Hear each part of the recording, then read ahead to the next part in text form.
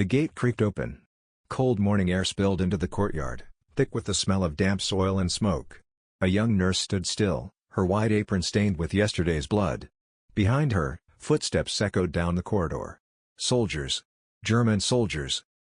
But the stretcher in front of her wasn't carrying one of their own. Beneath a torn Luftwaffe blanket lay a British pilot, unconscious, trembling, his insignia hidden under dirt and bandages. The nurse whispered, "Stay quiet. Please." The boots grew louder.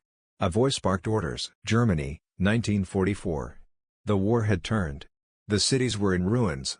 The hospitals were overflowing.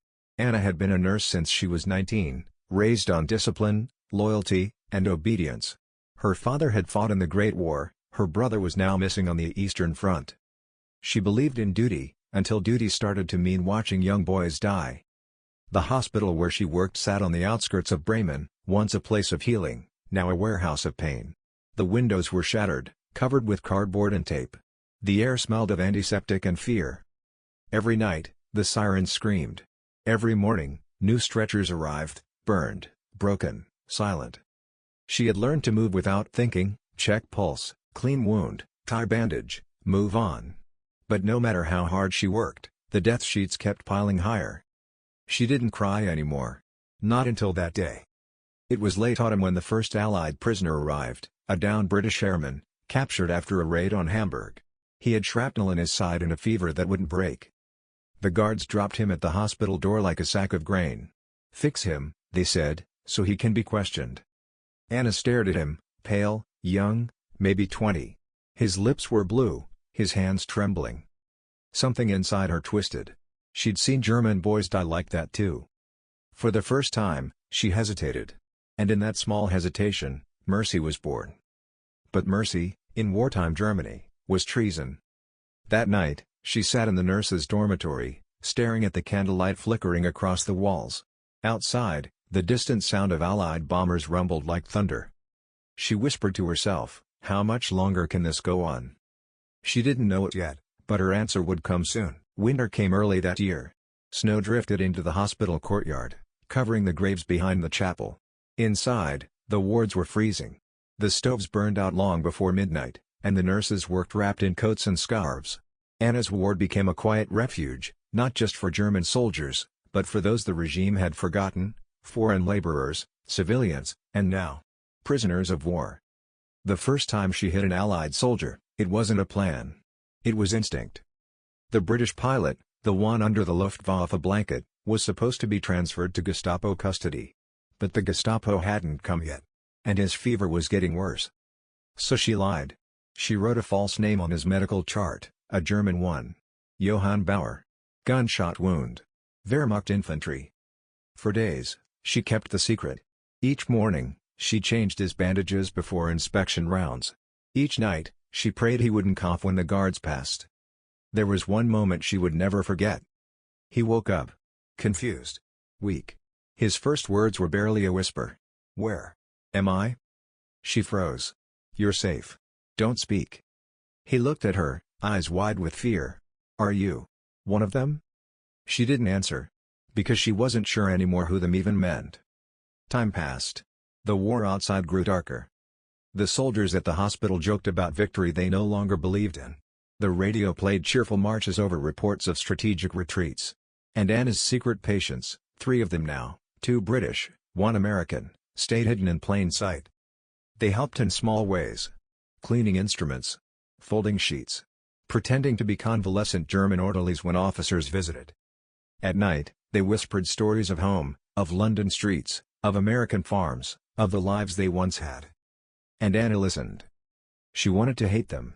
But couldn't. Each word they spoke made the war around her feel more senseless. Each story reminded her that kindness wasn't treason, it was survival of the soul. But secrets don't stay buried forever. And one pair of eyes had started to notice. The man who noticed was Sergeant Mola, a hospital guard, loyal to the Reich, but weary and suspicious. He'd seen Anna working odd hours. Carrying extra trays of food. Spending too long near the storage rooms. One evening, he followed her. Through the narrow hallway, past the pharmacy, into a small linen closet behind the surgical wing. He opened the door, and froze. Inside, a man was sitting on the floor, bandaged and pale, holding a cup of soup. His accent betrayed him immediately. Muller's hand went to his pistol. Anna stepped between them. "Please," she whispered, "he's sick. He's an enemy." Muller hissed. "You'll be shot for this." Anna's voice trembled, but her eyes didn't. "Then shoot me first." Silence. Only the faint drip of water from a leaking pipe. For a long moment, Muller just stared at her.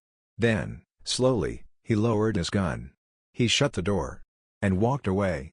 From that night on, Muller never reported her. Sometimes, he even turned his patrols away from the storage room. In war, mercy spreads like fire, quietly, dangerously. Days turned into weeks. The Allies were pushing closer. Bremen was being bombed nightly. Anna began keeping a small diary, written in the margins of old medical charts. Not about war. About people. She wrote. "The Englishman thanked me for the soup. The American cried when I let him see the sunrise. If this is treason, then my heart is guilty forever." One evening, a letter arrived. Her father had died in Dresden. The hospital chaplain handed it to her without a word. She read it under candlelight. Then, she walked to the linen room, and found the British pilot awake. He looked at her face, pale and trembling. "What's wrong?" She couldn't speak. She just handed him the letter. He read it silently, then said something she would never forget. "When the war ends, promise me you'll see the world again. Not through orders, through your own eyes." For the first time in years, she cried, not out of fear, but out of grief and hope tangled together. The war was collapsing. Rumors spread, the Allies were only days away. But with every advance came new danger. Gestapo officers began raiding hospitals, hunting deserters and spies. When the black cars arrived at the gate, Anna knew her secret was over. She ran to the storage room. "Get up," she whispered to the hidden men. "You must go. Now." They hesitated. "What about you?" the American asked. She shook her head. "If I go missing, they'll search. If I stay, they'll believe I knew nothing." The British pilot caught her hand. "We can't just leave you." She smiled weakly. "You already did, you gave me back my soul." That night, under the roar of distant artillery, she led them through the hospital courtyard, the same one where they'd first arrived. The moon was pale, the snow reflecting its light like glass. Each step crunched softly under their boots. At the edge of the grounds, beyond the broken fence, a forest waited, black and endless. Anna handed the pilot a folded piece of paper. It was her father's old map, drawn from memory. "Follow the river north," she whispered. "There are farmers there. Kind ones." He looked at her, as if trying to memorize her face.